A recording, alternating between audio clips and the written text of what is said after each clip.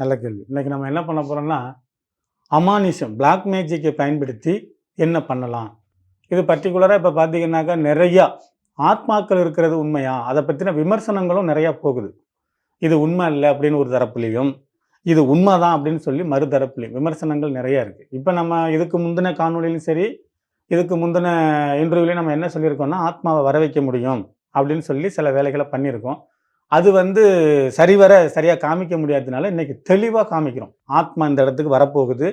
அது வந்தா என்ன நடக்கும் அப்படிங்கிறது தான். இந்த ஆத்மாவ வர வைக்கிறதுக்கான விஷயம் முன் ஏற்பாடு தான். இப்ப இது ஒரு பலதானியத்தால அரைக்கப்பட்ட மாவால பொம்மை செஞ்சிருக்கோம். இது ஆண்பாவைன்னு பேரு.